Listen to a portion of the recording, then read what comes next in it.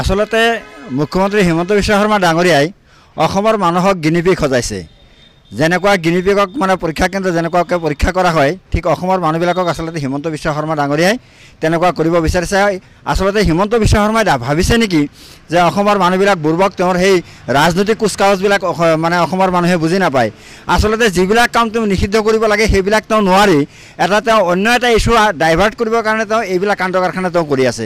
গতিকে ইয়াৰ ওপৰত আমাৰ বিশেষ ক'বলগীয়া নাই। হিমন্ত বিশ্ব শৰ্মাৰ 14 গোষ্ঠীৰো দম নাই যে অসমত গো হত্যা বন্ধ কৰিব বা মানে মানুহক গো মাংস খোৱা বন্ধ কৰিব। এই কথাটো হিমন্ত বিশ্ব শৰ্মা ডাঙৰীয়াৰ অকাত নাই যে এইটো বন্ধ কৰাৰ কাৰণে। গতিকে আমি তেখেতক কৈছোঁ যে তেখেতে এইবিলাক সস্তীয়া ৰাজনীতি বন্ধ কৰি অসমৰ উন্নয়নৰ কাৰণে কাম কৰক, নিবনুৱা সমস্যা সমাধানৰ কাৰণে কাম কৰক, অসমত যি ধৰণৰ অত্যাৱশ্যকীয় সামগ্ৰীৰ মূল্য বৃদ্ধি হৈছে সেই মূল্য বৃদ্ধি ৰোধ কৰাৰ কাৰণে কাম কৰক, অসমৰ মাটি নগাই বেদখল কৰিছে সেইবিলাক উদ্ধাৰ কৰাৰ কাৰণে কাম কৰক, অৰুণাচলীয়ে অসমৰ মাটি বেদখল কৰিছে সেইবিলাক বন্ধ কৰাৰ কাৰণে আচলতে হিমন্ত বিশ্ব শৰ্মা ডাঙৰীয়াই আচলতে কাম কৰিব লাগে। তাকে নকৰি তেওঁ গো মাংসৰ নিচিনা হিন্দু মুছলমানৰ যিবিলাক ৰাজনীতি সেইবিলাক ৰাজনীতিৰ দ্বাৰাই অসমৰ কোনো ধৰণৰ উপকাৰ নহয় বা অসমৰ জনসাধাৰণৰ কোনো ধৰণৰ উন্নয়ন সম্ভৱ নহয়। আজি তেওঁলোকে বিভিন্ন সময়ত দেখা পাইছোঁ যে তেওঁলোকে ইটো জেগাৰ নাম সলনি কৰিছে, সিটো ঠাইৰ নাম সলনি কৰিছে। যদি নাম সলনি কৰিলে যদি উন্নয়ন হয় তেনেহ'লে অসমখনৰ নাম অসম বাদ দি থৈ তেওঁলোকে আমেৰিকা কিয় নকৰে? আমেৰিকা কৰাৰ লগে লগে আমেৰিকাৰ নিচিনা অসমখন উন্নত হৈ যাব।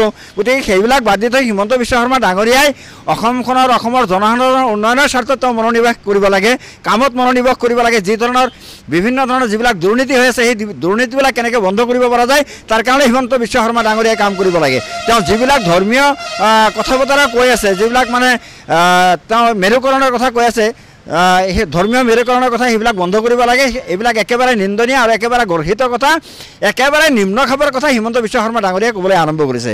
তেওঁ যথেষ্ট উচ্চ শিক্ষিত মানুহ, তেওঁ ডক্টৰেট উপাধি থকা মানুহ। গতিকে তেওঁৰ মুখত এইবিলাক কথা আচলতে শোভা নাপায়। আৰু যদি তেওঁলোকে গো হত্যা বন্ধ কৰিব বিচাৰিছে, গো মাংস বন্ধ কৰিব বিচাৰিছে, তেওঁলোকৰ যদি দম আছে অৰুণাচলত কিয় নকৰে? তেওঁলোকৰ চৰকাৰ আছে, কেন্দ্ৰত তেওঁলোকৰ বিজেপি দলৰ চৰকাৰ আছে। গতিকে তেওঁলোকে সৰ্বভাৰতীয় স্তৰত তেওঁলোকে এইটো কিয় বন্ধ কৰিবলৈ সাহস নকয়? যদি হিমন্ত বিশ্ব শৰ্মা ডাঙৰীয়া যদি দম আছে তেওঁ নাগালেণ্ডত গো হত্যা বন্ধ কৰক, তেওঁ গো মাংস নিষিদ্ধ কৰক। তেওঁৰ দম আছে নেকি? তেওঁলোকৰ বিজেপি দলৰে চৰকাৰ চলি আছে ভাৰতবৰ্ষত, সেইবিলাক কিয় তেওঁলোকে বন্ধ কৰিব পৰা নাই? তেওঁলোকে ইয়াত আহি দাদাগিৰি কৰি তেওঁ বহিৰাজ্যত গৈ তেওঁ ক'ব বিচাৰে যে অসমত গো হত্যা নিষিদ্ধ কৰা হৈছে।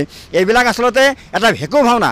তেওঁ নিজেও জানে যে গো হত্যা বন্ধ কৰাটো সম্ভৱ নহয় আৰু কেতিয়াও কৰাও নাযায়, এই কথাটো তেওঁ নিজেও জানে। কিন্তু তেওঁ ৰাজনৈতিক মুনাফাৰ কাৰণে আৰু হয়তোবা ধৰ্মীয় মেৰুকৰণৰ কাৰণে আচলতে তেওঁলোকে সময়ে সময়ে এইবিলাক উক্তি দি থাকে। তেওঁৰ যিখিনি বিফলতা আছে সেই বিফলতা, সেই ব্যৰ্থতা থকাৰ কাৰণে তেওঁ আচলতে এইবিলাক কাণ্ড কাৰখানা কৰি আছে।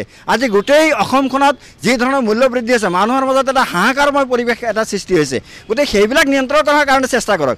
আজি তেওঁ মদ, ভাং, জুৱা, তীৰ সেইবিলাক তেওঁ বন্ধ কৰিব পৰা নাই। তেওঁ লাজ পাব লাগে যে তেওঁৰ নিচিনা এজন মুখ্যমন্ত্ৰী থাকোঁতেই আজি অসমত অবাধে তেওঁৰ ড্ৰাগছৰ ব্যৱসায় চলি আছে, অবাধে আজি অসমত মানে কেঁচা মদৰ ব্যৱসায় চলি আছে। গতিকে এইবিলাক কিয় বন্ধ কৰিব পৰা নাই? তেওঁ লাজ পাব লাগে আচলতে মুখ্যমন্ত্ৰী আছে যে তেওঁৰ ৰাজ্যত ইমান শক্তিশালী, নিজকে এজন শক্তিশালী হিটলাৰৰ নিচিনা এজন মুখ্যমন্ত্ৰী বুলি ভাবি লৈ কিন্তু এইবিলাক কাণ্ড কাৰখানা তেওঁ কৰিব পৰা নাই, বন্ধ কৰিব পৰা নাই। তেওঁ অন্য কথা টানি আনি সদায় ইছ্যু ডাইভাৰ্ট কৰিব বিচাৰিছে। তাৰ কাৰণে আমি অসম সংখ্যালঘু সংগ্ৰাম পৰিষদে মুখ্যমন্ত্ৰীক ধিক্কাৰ দিছোঁ, গৰিহণা দিছোঁ যে এনেকুৱা ধৰ্মীয় মেৰুকৰণ বাদ দি থৈ তেওঁ অসমৰ জনসাধাৰণৰ উন্নয়নৰ স্বাৰ্থত কাম কৰক।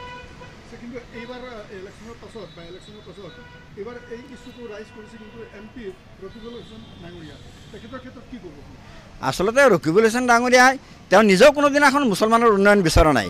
আজি চাওক, যিবিলাক মানে মুছলমানৰ যিবিলাক মানে ভাইটেল ইছ্যু আছে সেইবিলাক ইছ্যুলৈ ৰকিবুল হুছেইন ডাঙৰীয়াই কেতিয়া মাত মাতিছে? তেওঁ কোনোদিনেই মাত মাতা নাই। তেওঁ চৰকাৰত এটা বলিষ্ঠ মন্ত্ৰী হৈ থকা অৱস্থাতে তৰুণ গগৈ চৰকাৰৰ নেতৃত্বত ডিটেনশ্যন কেম্প বনোৱা হৈছে, মুছলমানসকলক আজি হিন্দু বাঙালীসকলক ডিভোটাৰ সজোৱা হৈছে। সেই ক্ষেত্ৰত ৰকিবুল হুছেইন ডাঙৰীয়াই কেতিয়াবা মাত মাতিছে নেকি? তেওঁ সদায় এটা নিৰ্দিষ্ট এটা জেগাত থাকি, সুৰক্ষিত ঠাইত থাকি তেওঁ আচলতে ৰাজনীতি কৰিব বিচাৰে যে তেওঁ কেতিয়াও মুছলমানৰ দৰদী নহয় বা মুছলমানৰ নেতা ৰকিবুল হুছেইন নহয়। এই কথাটো স্পষ্ট।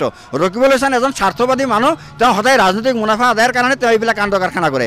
আজি হিমন্ত বিশ্ব শৰ্মা ডাঙৰীয়াই ৰকিবুল ক্ষমতাত থাকোঁতে তেওঁলোকে যেতিয়া নেকি বিৰোধীত আছিলে সেই সময়ত তেওঁলোকে কৈছিলে যে তোমাৰ ৰকিবুল হুছেইন ডাঙৰীয়াই গড় হত্যা কৰিছে।